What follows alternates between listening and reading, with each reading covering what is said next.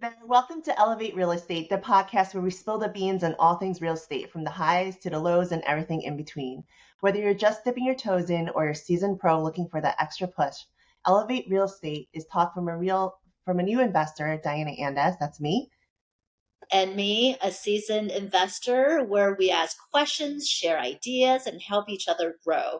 Get ready to elevate your real estate game and let's climb and prosper together.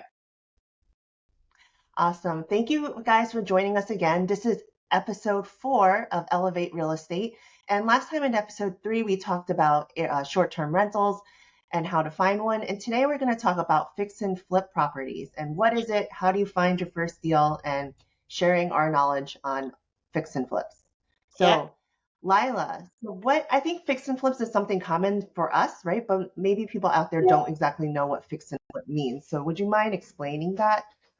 Yeah, sure. And I just want to say Happy New Year, everybody. Welcome to 2024. I can't believe we're already halfway through January. So this Yeah. is a really fun topic today, and I feel like a lot of new investors do start with real estate in either wholesaling or fix and flip. And so what is a fix and flip? Well, fix and flip is where you go and find a really ugly house and buy it much, much under the market value and then fix it up and then sell it. I've so far done probably a dozen fix and flips in the past, but I haven't done it in a while. Um, I'm actually looking to pick up between 2 to 4 flips this year just to kind of continue to learn about fix and flips because it does get a little complicated, in terms of managing, finding, funding, and then managing the fix and flip. So yeah, it's Right. definitely really fun and you can definitely capitalize it. It can definitely give you a great return, but there's just so many nuances that we will be talking about today. Yeah, and I think so. I haven't done a fix and flip personally, that's my own, but I have helped other investors with their fix and flips, coming on as a just kind of like a designer and helping them pick out finishes that work in their budget. I think one of the big things is when I ask about people's fix and flips is how do you find that property? And again, with everything, it's market research and analysis, right? So what are some things that I remember we had this conversation about how did you find, like how you said a really ugly house, but like what else besides being ugly are you looking for when you're looking for a fix and flip property?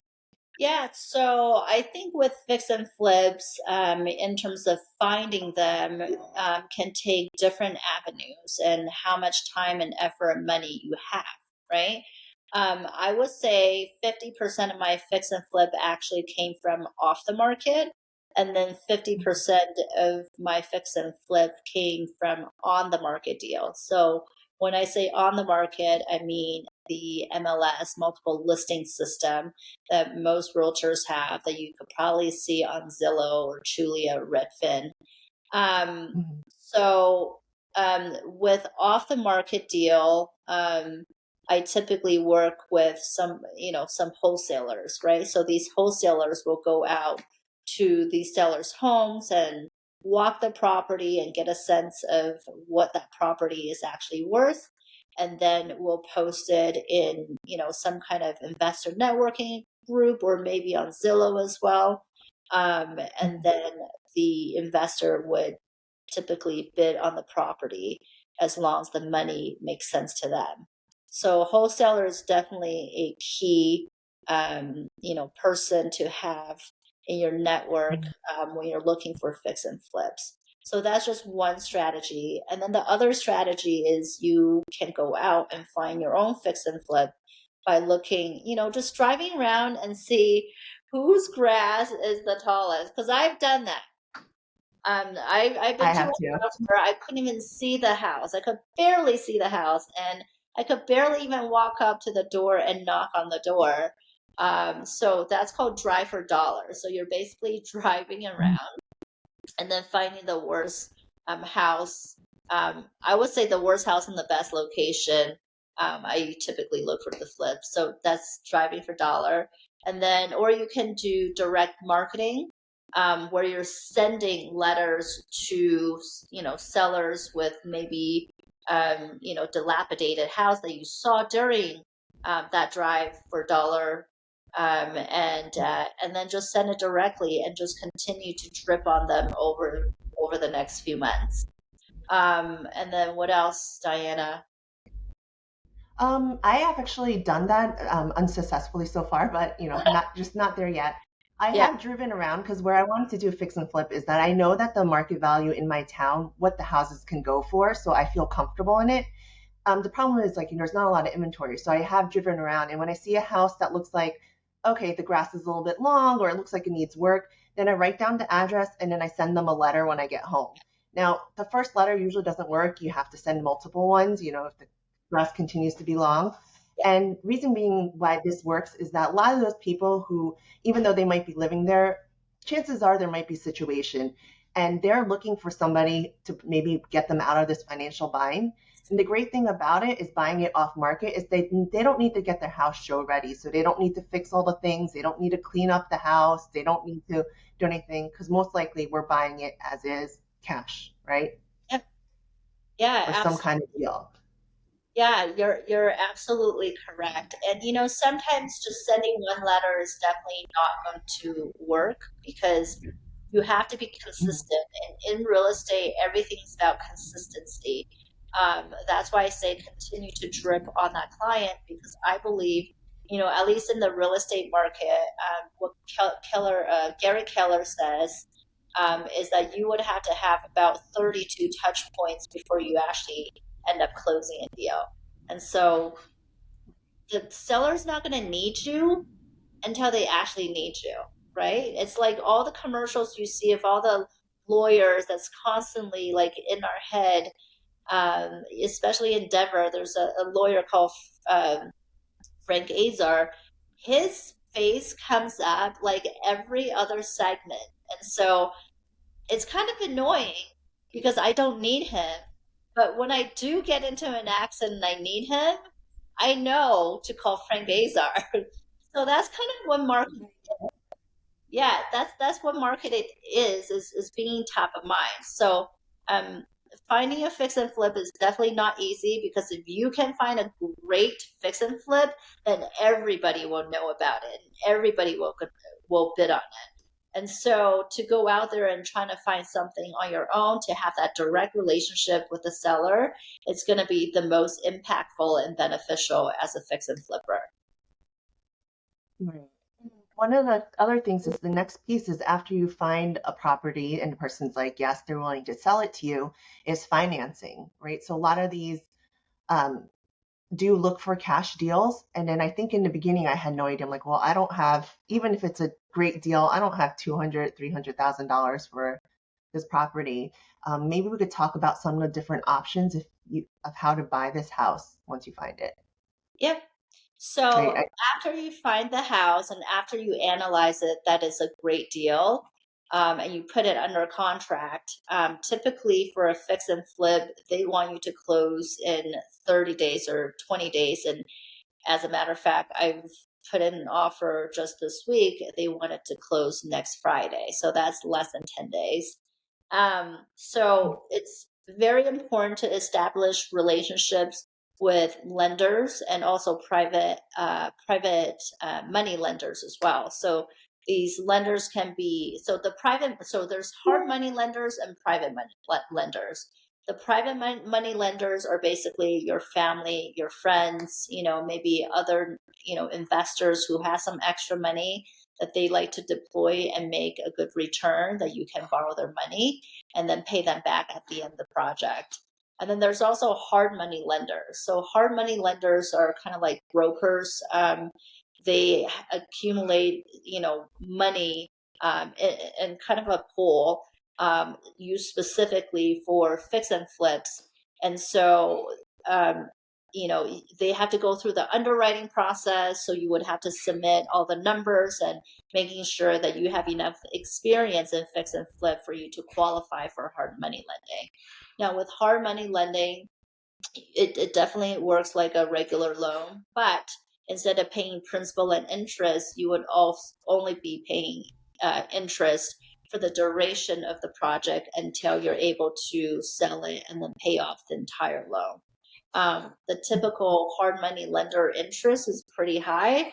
You're looking between, 10 to maybe even 14% interest rate. Um, but it is easy to access hard money lender if you don't have private money lender or other resources that you can use. Mhm. Oh, thank you.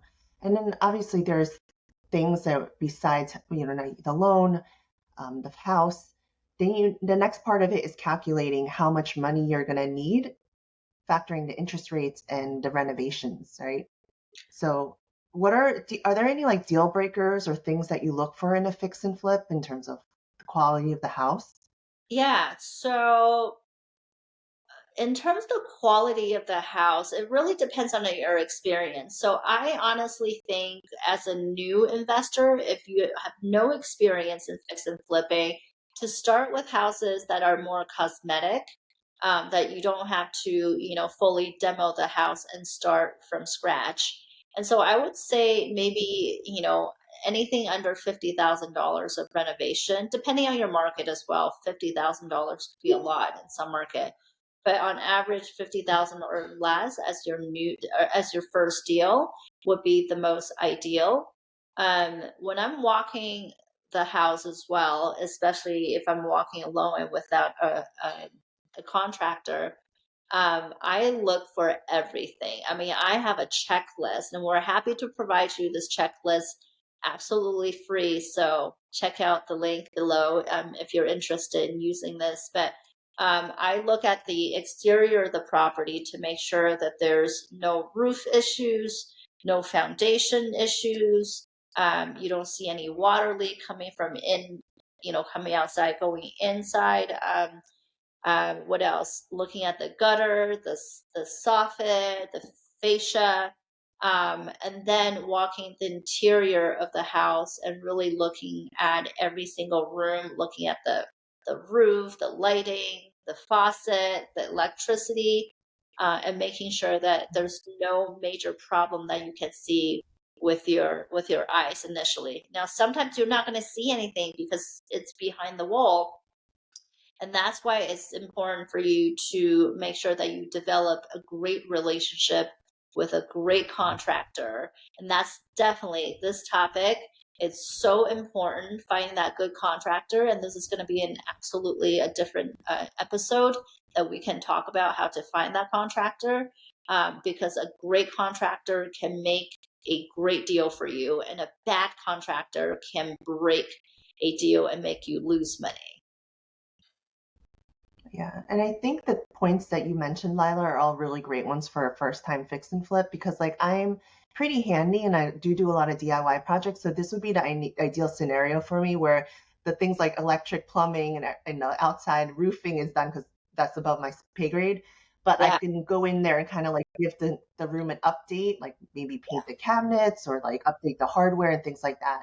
But of course, depending on your level and what your budget is, there's different fix and flips. The ones where I was mentioning before, where I worked with other investors, they were just looking for the location. So as long as the location was great, they had enough money and investors and other people in it that they were willing to knock down the whole house down yeah, to the foundation, like the basement, and then build a whole new house up. sure. Because sometimes for them, it's just easier to build something new than to go in and fix, the insides only. Yeah, So it yeah, really depends on what you're looking for.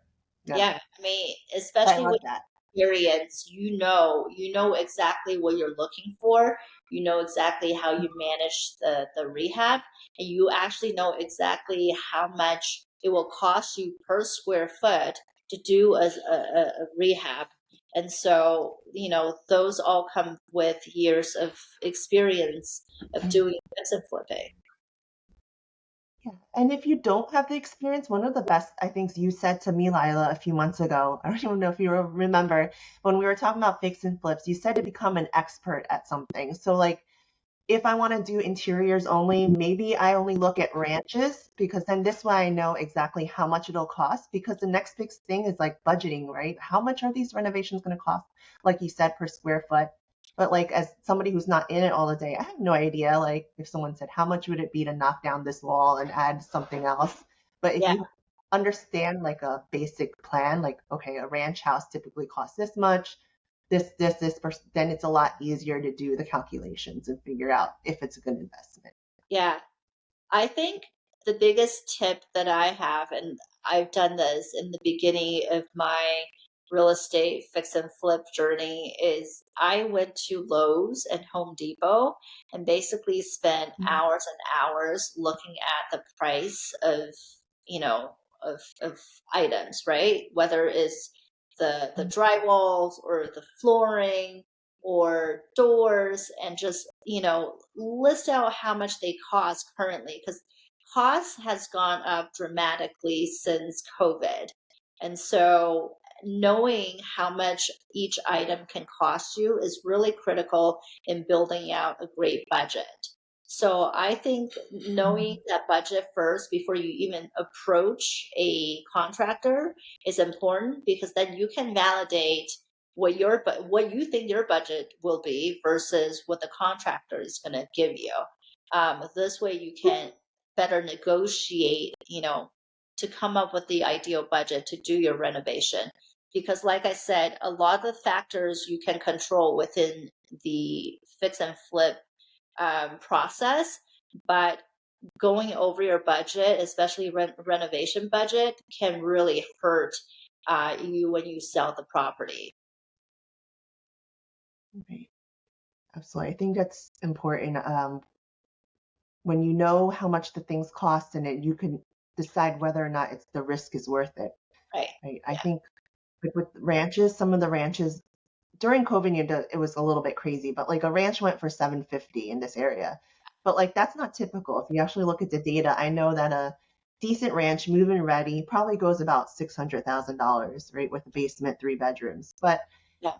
okay, if I find one for $500,000, it's below market value, but is it really worth the fix and flip? Because after I build in new floors, Yeah. paint, and then all the things like doesn't leave much room for profit.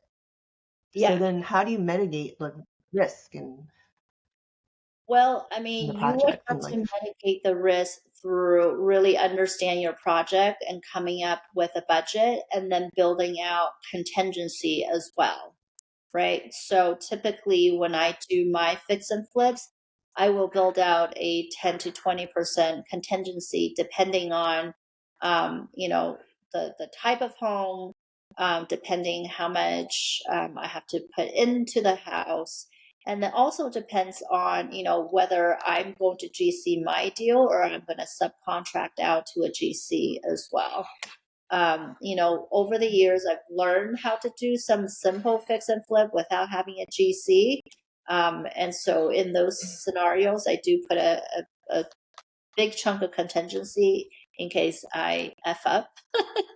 So, um, it's knowing your numbers is very, very important. And I would say if you do not feel comfortable with doing your own fix and flip, then maybe JV with somebody who has experience of doing it, or shadow a fix and flipper, and just look at their process and how they calculate their numbers.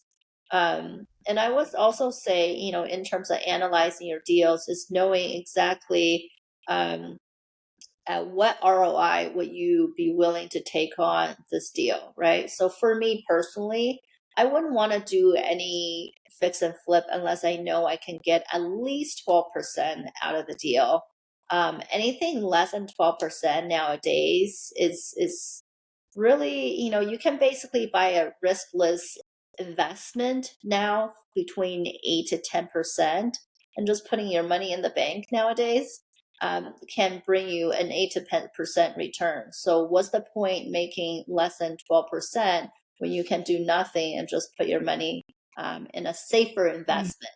Because fix and flipping is an active investment. It takes a lot of time, effort, and so when you take on more risks, you want more returns. So Right. that's a big point for our Do you things. typically after the fix and flip, do you always flip it or do you ever pivot strategies after like Oh yeah, I have midway? pivoted. Yep. Early in my fix and flipping career, I've dealt with horrible um, contractors who couldn't finish the job. So on one job, we ended up having three contractors. Again, this is during Oh, COVID. The first contractor couldn't finish. We had him on a different job, and all of our job kind of got delayed because they just never showed up to work. The second contractor um, just told us that he can finish in 3 weeks, and then 3 months later, it's still sitting. And so we end up getting the third contractor to finish, and he was able to finish in 2 weeks. So that being said, um, just knowing your numbers and knowing how to exit and having an alternative strategy to exit is also pertinent. So for that house specifically, we ended up improving the property and rent it out. So the market rent was about 1,400 at that time, and we actually rented out for $1,600 at that time, and at that time it was a about $400 cash flow, which is not bad, especially during COVID. So yeah, we've learned to pivot, especially when we can't exit the deal. We always trying to figure out if is this a good market for long-term rental, mid-term rental, or short-term rentals. So mhm. Yeah. And I think having multiple strategies, exit strategies, is always makes the deal so much better, knowing that if this doesn't work out, there's something else in your back pocket that you can use. yeah. Yeah. And I Awesome. think the So last thing that we can talk about is really, fix and flipping, right? Like what happens when you find a deal and is able to fund it and you have closed on the property. Now what? And it's very, very important when you're doing fix and flip to have your scope of work, a very detailed scope of work that you give to your contractor so they know exactly what you're looking for. And so they don't try to overcharge, because a lot of contractors, they just give you a flat rate because, you could walk him through the property or her and just, kind of talk about, replacing the door, paint the wall, replace the cabinets, right? But you should really, really write the scope of work down on a piece of paper and then actually hand it to the contractor so then they can verify and validate exactly what you're looking for. Because if you don't tell them, I'm telling you, if you don't tell them, they're going to put a a bathroom light outside the bathroom door or something really quirky. I've had so many quirky things happen because I wasn't detailed enough with a yeah, contractor. Um, sometimes they're quite literal. yes, yes. So Oh my goodness. And the paint color, I was like, oh yeah, just go with like a eggshell white. And somehow it became pink. So know your colors as well. Paint is the worst because there's so many options. But knowing your yeah, colors for the paint, knowing exactly what material you want, and give them those, because if you don't, you're going to end up with something completely different. yeah. And then I think the other thing is during the renovation process is having milestones, right? And having the milestone is really important for making that payment to a contractor. So a lot of Mhm. people make a mistake of paying their contractor completely in full or give them 50% of the renovation cost. Even at 30%, because I know a lot of contractors, you can negotiate down to 30%. Even 30%, I think, is still a lot of money to potentially lose, especially if he's not going to come to the job. So over the years, I have definitely changed my way of paying the contractors.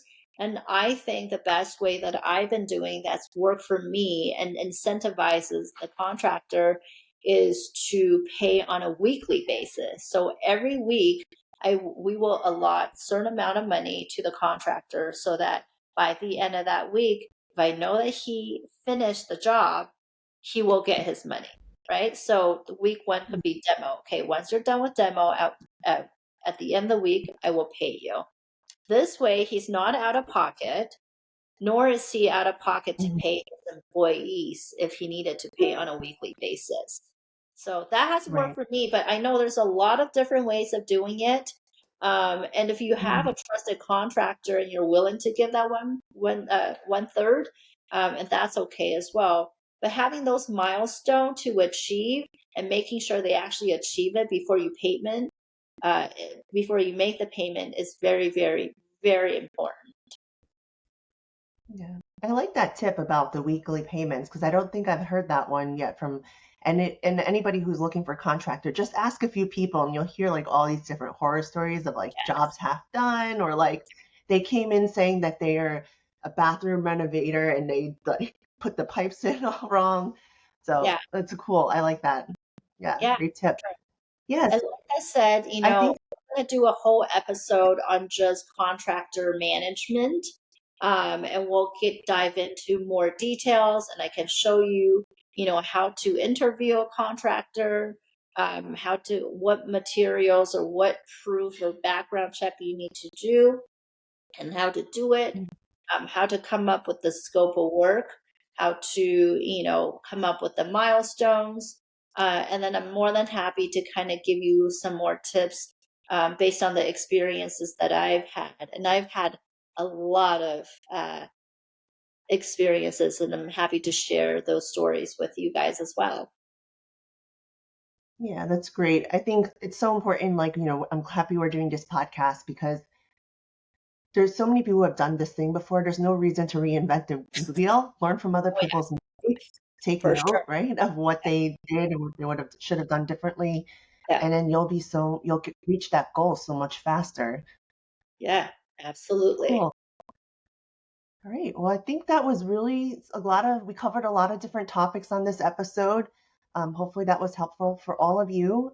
But again, if you have any questions, please reach out to either myself or Lila. And anything else, Lila? I think that's it for today, everybody. Like Diana said, we're more than happy to help you. If you need us to look at your first deal, we're happy to kind of analyze it and help you even underwrite it if we need to. So, whatever we can do to help you on your journey to become a successful real estate investor, please reach out to us. Yes. Thank you so much, everybody, for joining us, and we'll see you on the next episode. Bye.